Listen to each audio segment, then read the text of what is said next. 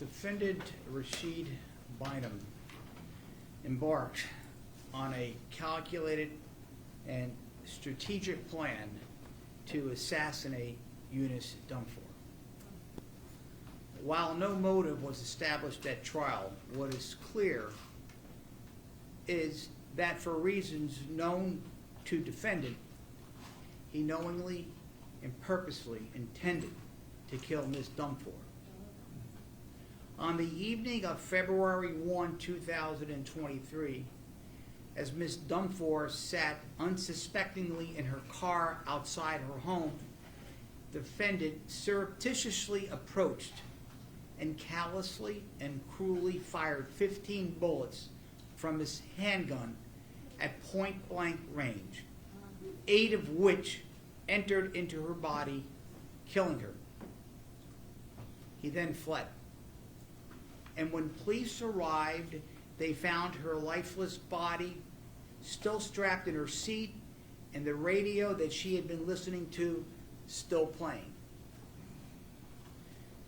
Defendant specifically drove from Virginia to Sayreville with the express purpose to kill Ms. Dwumfour, fleeing immediately back to Virginia after brutally murdering her. Ms. Dwumfour was a mother, wife, sister, and daughter who defendant cold-heartedly took from her family.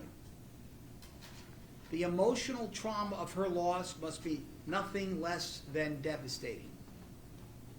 Ms. Dwumfour served her municipality as a councilwoman and her church as a pastor. Her absence from the life of her community will be profoundly felt. Defendant is 31 years old.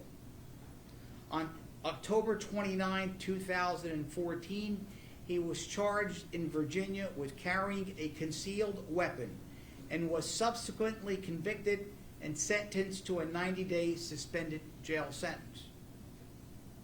On May 23, 2019, he was charged in Maryland with a number of firearm offenses and subsequently convicted of unlawfully possessing a handgun and sentenced to 17 months of confinement. He also incurred 6 other arrests in Virginia since 2014 for charges that appear to have been dismissed. According to the probation officer who conducted the pre-sentence interview, defendant was not cooperative and avoided responding to many of her questions.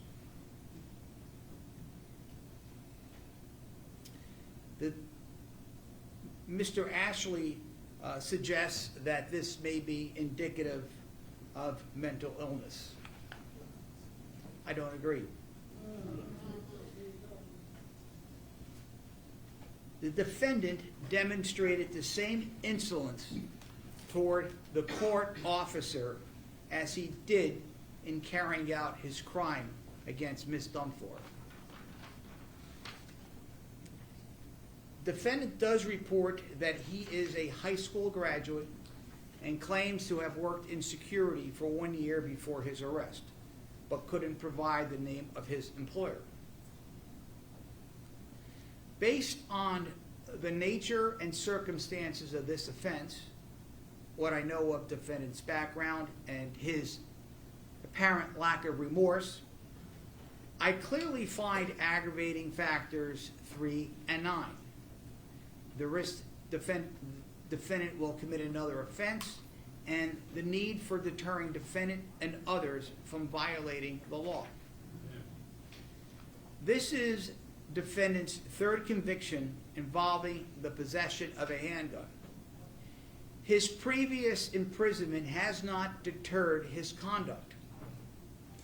Indeed, his criminality has grown more serious. Not only does his escalating criminal conduct with firearms and lack of remorse endorse the risk of further similar criminal behavior, but it also manifests the need for his specific deterrence.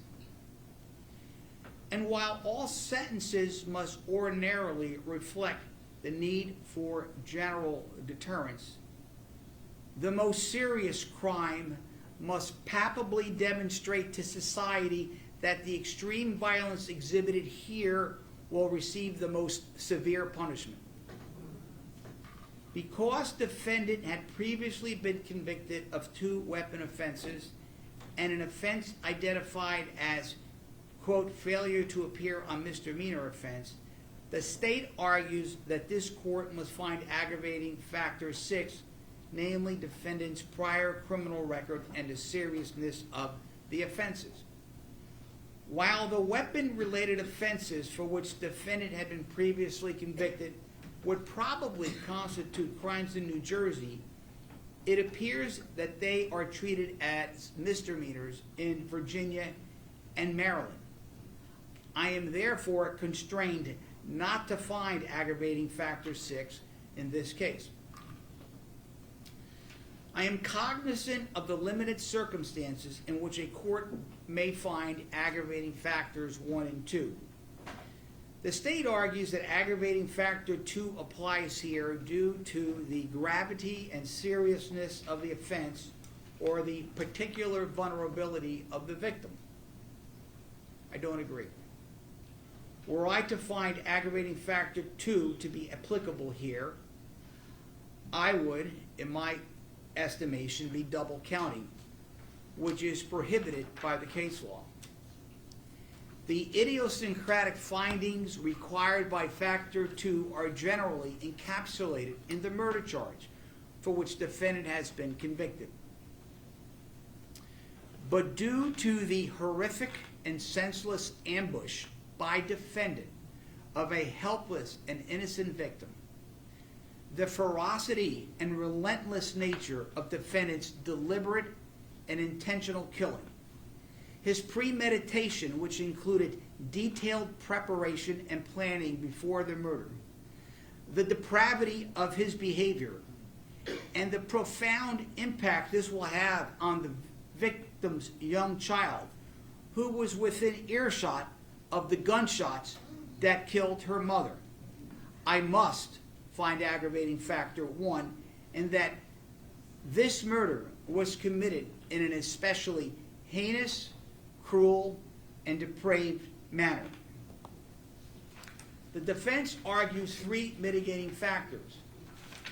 Number 2, that defendant did not contemplate that his conduct would cause or threaten serious harm. Firing 15 bullets at close blank range at his victim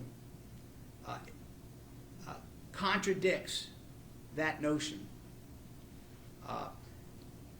The defense also argues that there were substantial grounds tending to excuse or justify his conduct, though failing to establish a defense, relying on a mental health issue that he raises today for the first time.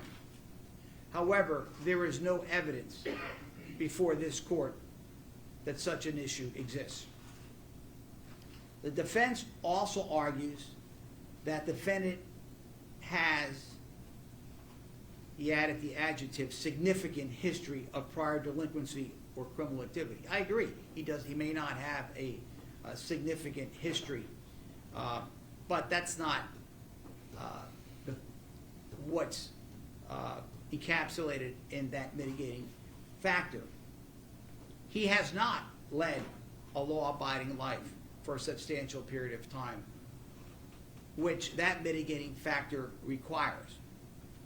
So there are no mitigating factors, and the aggravating factors clearly preponderate. Accordingly,